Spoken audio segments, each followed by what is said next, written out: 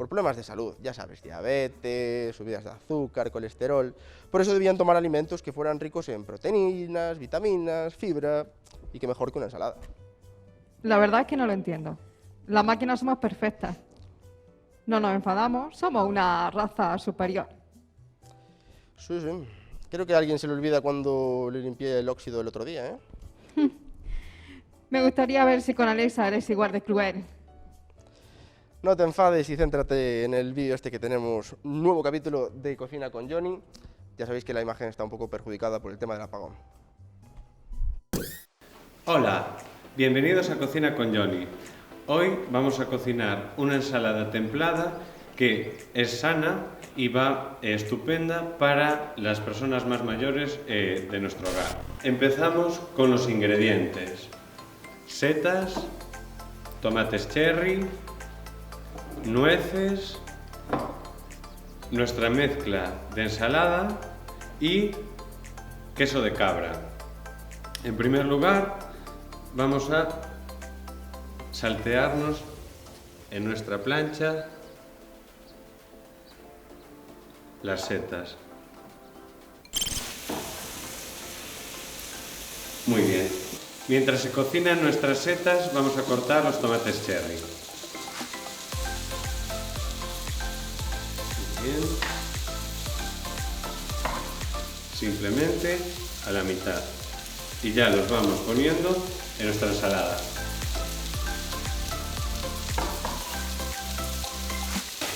Nos podemos olvidar de nuestras setitas. Si es necesario, añadimos más aceite porque las setas tienden a chupar bastante. Muy bien. Mientras se nos siguen cocinando, vamos a cortar nuestro queso de cabra, simplemente en medallones. Los cortaremos sobre 6 para esta cantidad de ensalada. Cosas que podemos ir haciendo mientras. Aquí tenemos las nueces enteras. Y simplemente las podemos aplastar un poquito y darles con el cuchillo para que no queden los trozos enteros. Vamos a esperar 2 minutos a que se cocinen nuestras setas y regresamos ahora.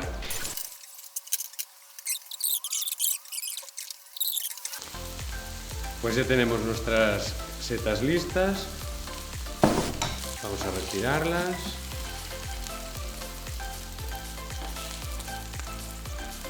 Y las colocamos encima. Así de sencillo.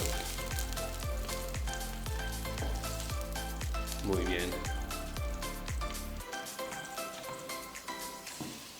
Perfecto. Muy bien. Una vez tenemos nuestras setas integradas en la ensalada, colocaremos nuestros medallones de queso de cabra. Añadimos las nueces que teníamos troceadas y un poquito machacadas por encima. Muy bien. Y finalmente vamos a hacer por último nuestra vinagreta.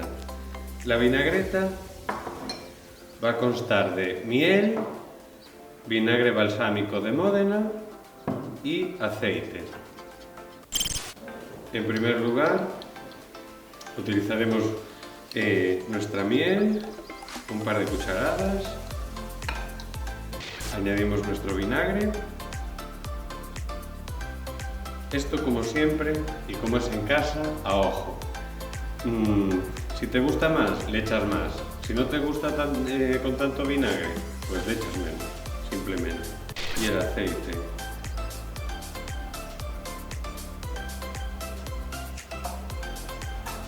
Muy bien, vamos a empezar integrando y si vemos que necesita más aceite, seguiremos añadiendo. Esta ensalada va sin ninguna especie, pero si vosotros queréis podéis echarle orégano, pimienta o cualquier otra especia. Esto estaría...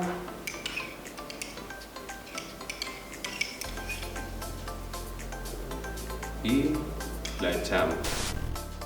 Esto es una alternativa genial, por ejemplo, para cenar o incluso como acompañamiento de cualquier otra cosa. Aquí está vuestra ensalada sanota.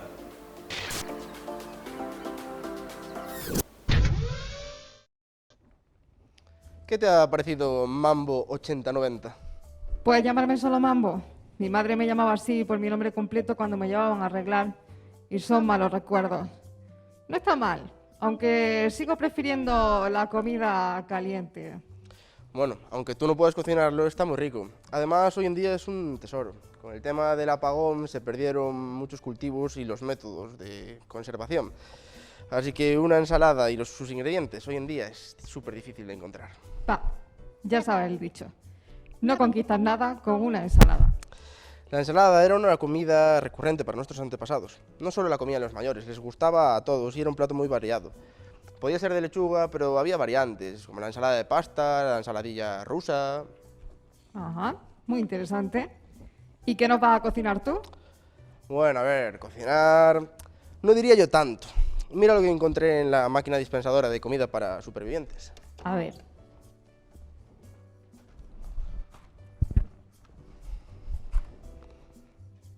No está natural, pero seguro que está buena. Entonces, ¿es artificial? No, viene envasada. Envasada. Habrá que calentarla en el microondas. No, las ensaladas son platos fríos. Son muy sencillos de preparar y consumir. Otro motivo más por el que nuestros antepasados las comían con frecuencia, sobre todo en verano. Eso tiene que preparar un tupper, podías irte a la playa, de excursión, al trabajo, etc. ¿Ves? Aquí hay lechuga, hay tomates, hay pollo, queso, taquitos de pan. ¡Oh! Increíble. Ahora hay que mezclarlo todo bien. Ajá. ¿Y le echas algo más? Tiene sus salsitas, sus cositas, Mambo. A ver si piensas que aquí todo era jauja. Lo echas todo. Y ahora, importante, echas vinagre, un poquito de sal, o mucho, y un poco de aceite. Que me comentaban antes que hubo una época en que les escaseaba un montón y tuvieron una crisis de la hostia. ¿Y qué ahora tal con está? un tenedor revuelves todo. A ver. Y listo. ¡Qué pintaza! No es la ensalada de Johnny, pero tampoco está mal. Ya. Lo que tú digas. Yo sigo prefiriendo un buen guiso. Y no esa ensalada que te ha hecho. Deliciosa. De verdad, Mambo, qué anticuada eres. No tienes paladar ni nada. Me voy con Dea, que seguro que me trae algún invitado más interesante que tú y que seguro sabe apreciar mejor una buena ensalada.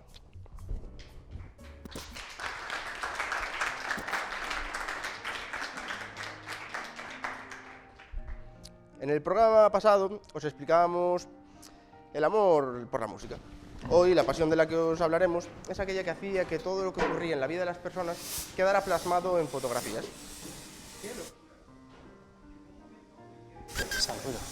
Había quien se hacía un selfie. Con sus memorias prodigiosas, los robots pueden... Humanos nos hace falta verlo en álbumes de fotos, ya sea en mano o en la nube. Aunque a veces aparecía algún profesional a plasmar el momento y ahí estábamos al día siguiente en la primera página del periódico. Ahí quería llegar yo, al fotógrafo profesional, que no solo sentía amor por la fotografía, sino que era testigo directo de muchos momentos de afecto entre personas. Y esto es porque hoy nos acompaña uno de ellos. Bienvenido, Alfredo Bongiani.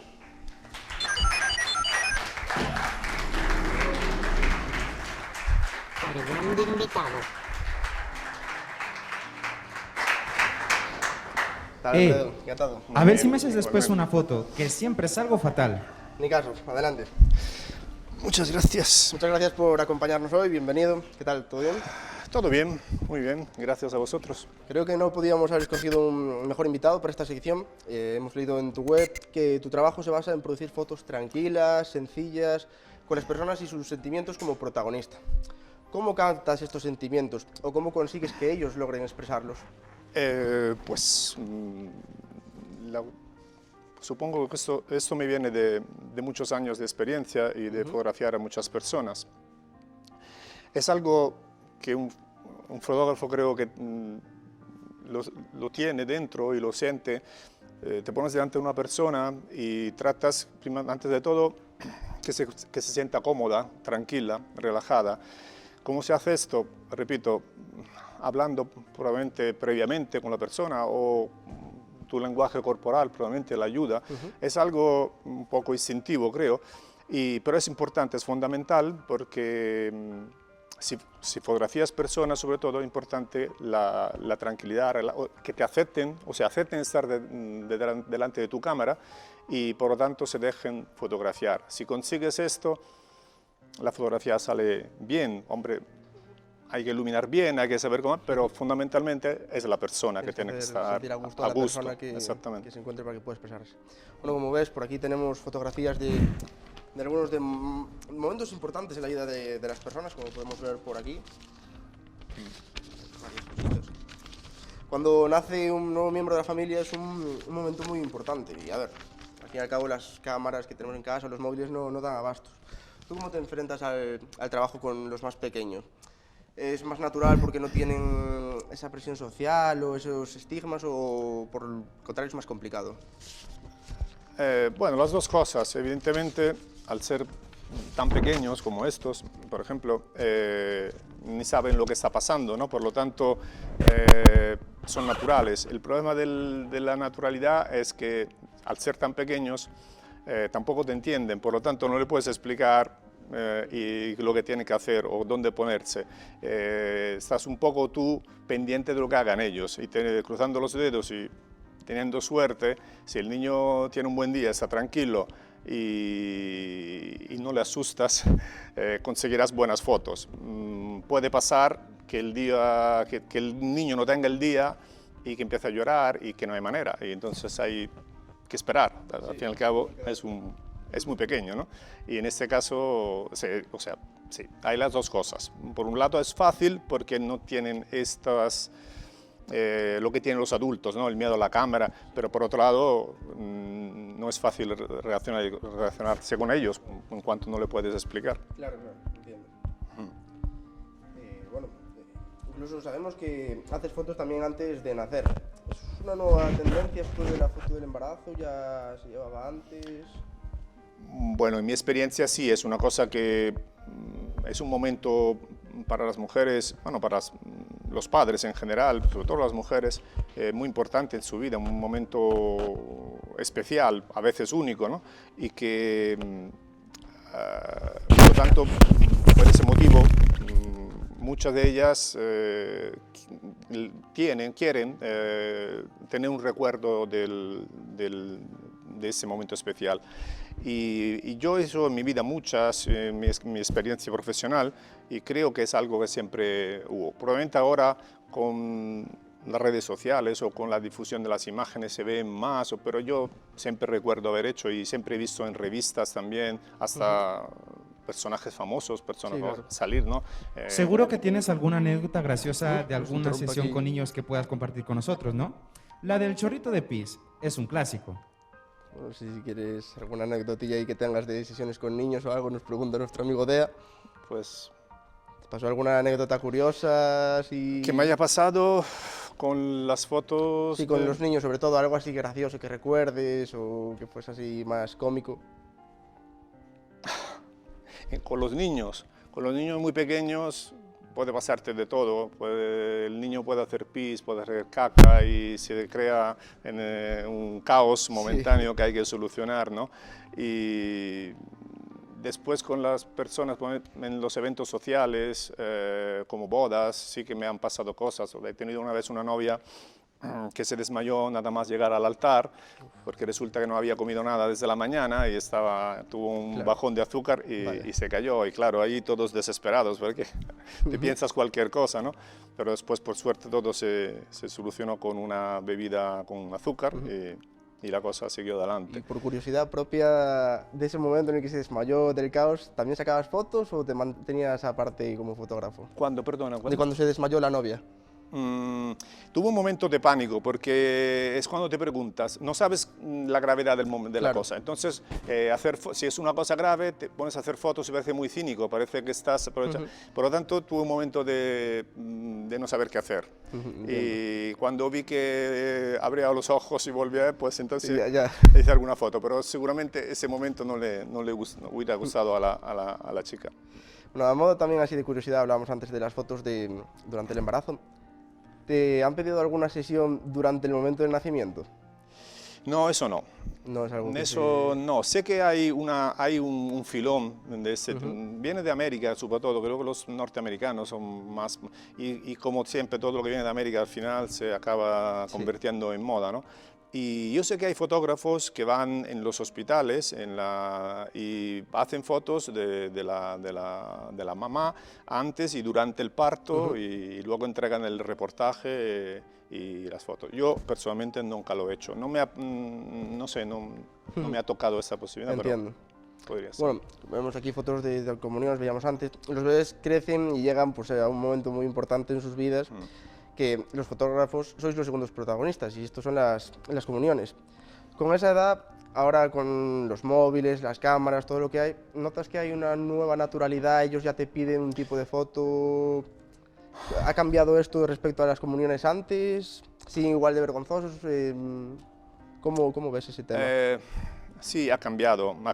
La llegada de los móviles y de la fotografía fácil, el autodisparo, el selfie, ha cambiado fundamentalmente, radicalmente, no solamente la fotografía de niños, sino la fotografía en general. Está claro que ahora todas las personas tienen un cierto control de su imagen, porque a través del selfie uno ya sabe cuál es, después de haberse hecho tantas fotos, y los niños también, saben cuál es su lado mejor, saben cómo sale, entonces los gestos, los morritos y las cosas, todo eso viene del uso del móvil. Y ha influenciado a muchos fotógrafos profesionales, comerciales, que muchas veces se ve que han cambiado su forma de hacer fotos en base a la moda, que es dictada por los móviles. Antes los filtros, luego los selfies y los niños, por supuesto, un niño de comunión tiene 8 o 9 años, viene ya, no todos, pero algunos y sobre todo las niñas, ya con una idea de lo que le gustaría. Y muchas veces te sugieren y te dicen, mira,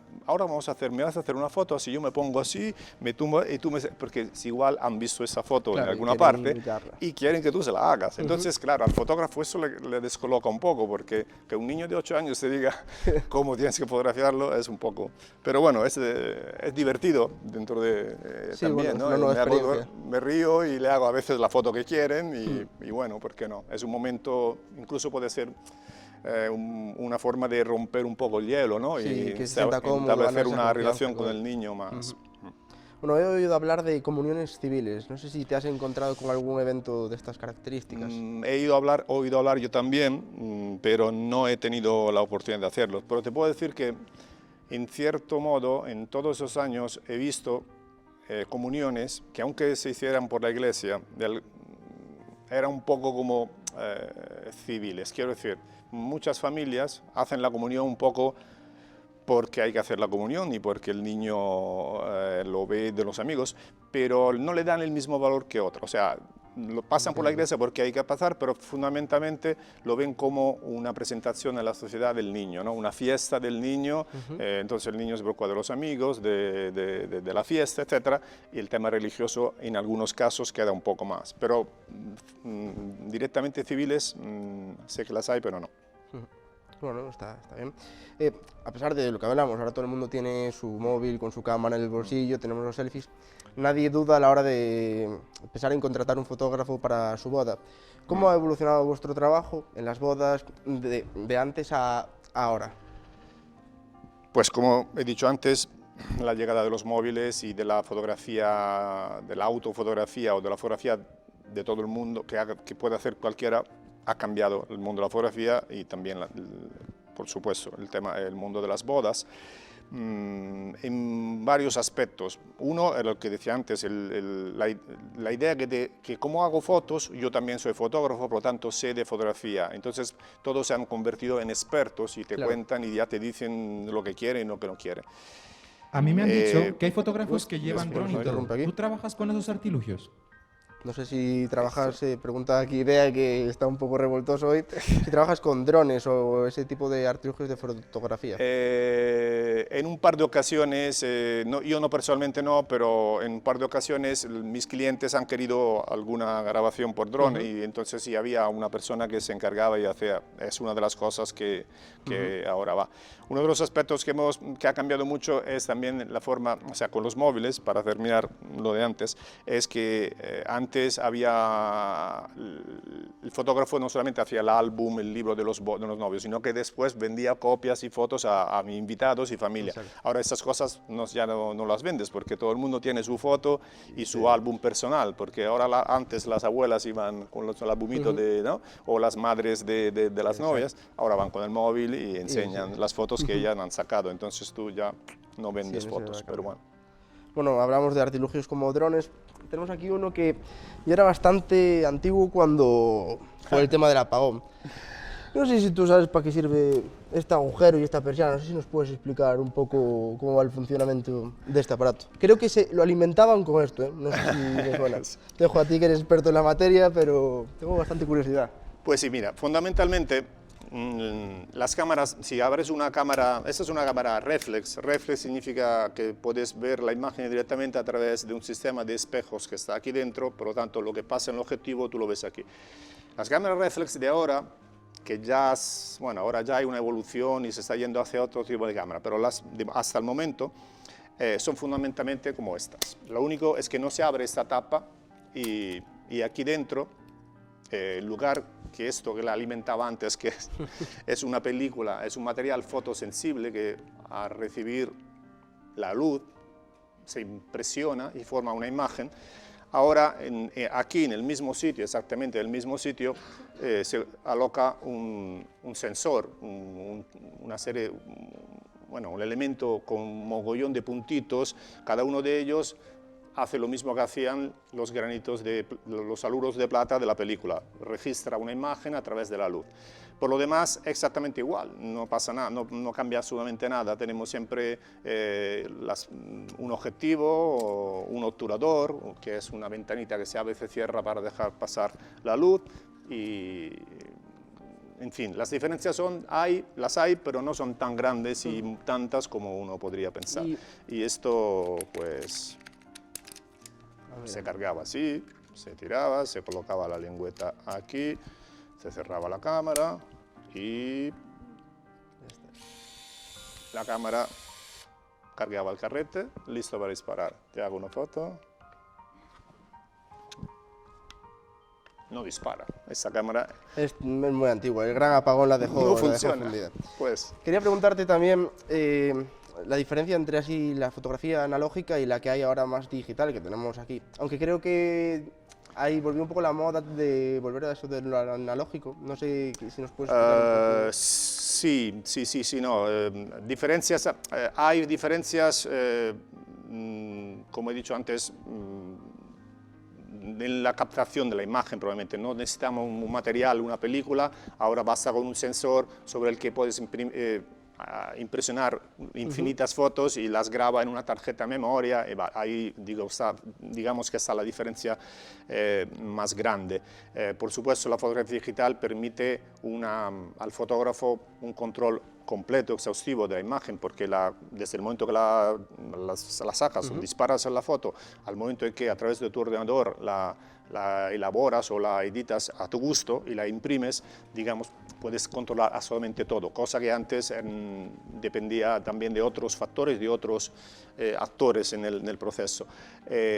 Pero, ¿a qué iba? el tema de lo analógico. Yo, Sí, bueno, sí, perdona. Hay, como en todas las cosas, yo creo que nunca queremos perder un poco la relación con nuestro pasado. Por lo tanto, estoy observando, yo personalmente he vendido equipos analógicos míos que yo sí que no voy a usar porque he descubierto que eso es mucho más cómodo, pero los he vendido a personas jóvenes, a chicos, chavales que están estudiando, personas muy jóvenes que están redescubriendo la fotografía analógica. Y pasa como en otros fenómenos, como lo de la música, como lo de los vinilos o de los cassettes, ahora ha vuelto de moda. Sí, entonces siempre habrá una parte, aunque minoritaria, ¿no? de la gente, de la población, a la que le interese saber cómo, y se apasione con estos procesos antiguos, ¿no?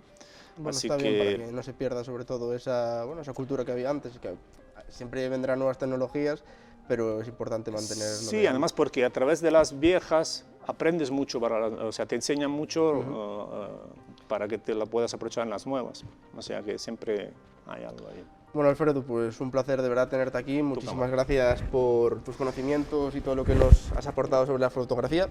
Ha sido un placer, gracias a vosotros. A mí hablar de esto siempre me gusta, así que pues en cualquier momento, cuando queráis. Y a vosotros, gracias por estar un día más aquí y nos vemos pronto.